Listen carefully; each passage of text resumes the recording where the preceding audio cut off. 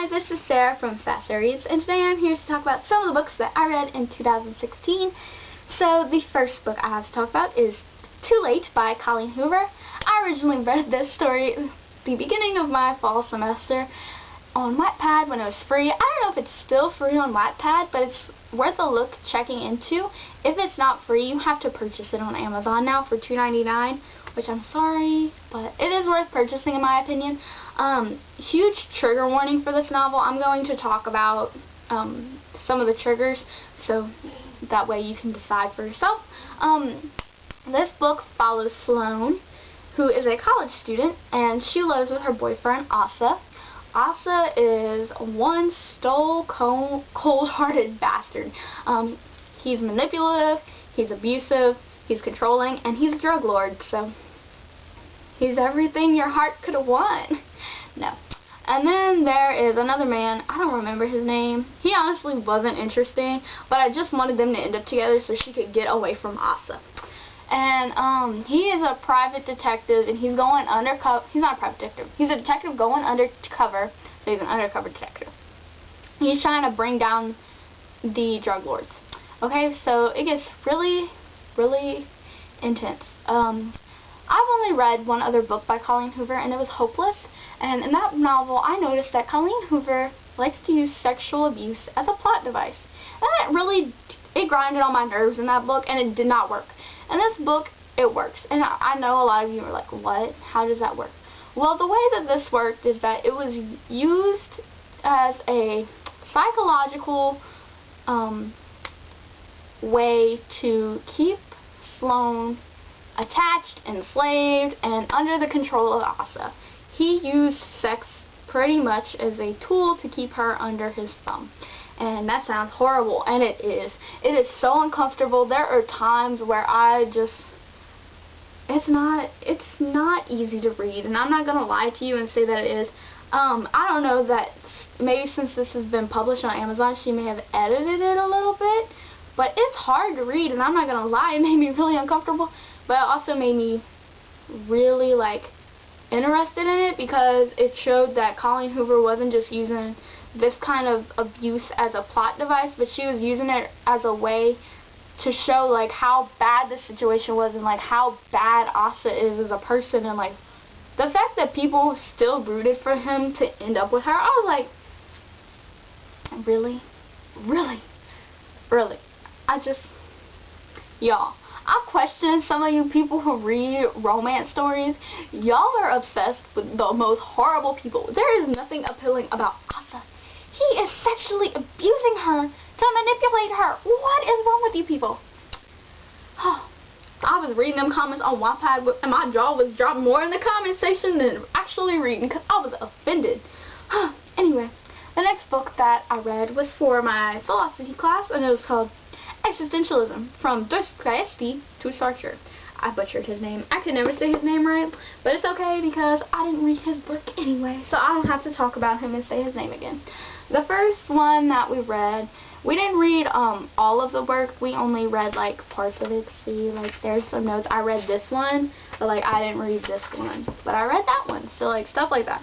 The first one we read was Kierkegaard, and Kierkegaard is really hard to swallow. He is a giant pill. Think of the biggest pill you've ever swallowed, and imagine choking it back up and then having to re-swallow it.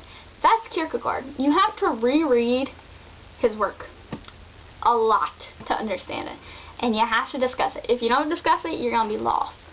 But he does have some good ideas. It's just trying to understand the ideas. That's where it's a little muddled. And then there is Nietzsche. And Nietzsche is my personal favorite philosopher that we read out of the four. I like Nietzsche because he writes for the public. All these other philosophers, it's like trying to read through a dark tunnel and to decipher hieroglyphics. It is crazy. Some of them I'm like, oh my god, who taught these people how to write? But Nietzsche was smart. Yes, he was a dick. Nietzsche is racist, Nietzsche is sexist, but Nietzsche is a good writer. And he had some really good ideas, like nihilism. That's interesting.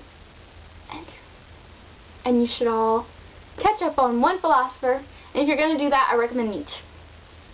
Okay? And then there's Heidegger, which I recommend running away from. Okay? I'm going to give you some information on Heidegger. Heidegger became a Nazi. Therefore, all of his work was considered to be backlisted. It was considered to be wrong because there was already talk that maybe what he was talking about as, you know, like his social ideas were more in the Nazi light than a socialist light. And he couldn't write anyway. You know, he made up German words. So when this thing was translated into English, y'all, I can't stand Heidegger. Like, I really can't. And I was very strong in my opinion. We had to choose a philosopher to be. I chose to be Nietzsche. I was like, I refuse to be Heidegger. I ain't touching it. I refuse. Like, I can't. The next one is Sartre. Sartre, I don't hate him, but like, I don't really like him because some of his ideas I really like enjoyed reading about. But he's also really strongly atheist. So strongly atheist to the point that he thinks it's okay to demine Christian beliefs. And I'm like, I don't demine your atheist beliefs. Don't demine mine. Anyway, I am interested in reading some of Kafka and Camus' work. I read Metamorphosis by Kafka, and I love Kafka because it's Kafka. Like, I love him. I think he's so interesting. And the Metamorphosis was such a good look into existentialism. I love it.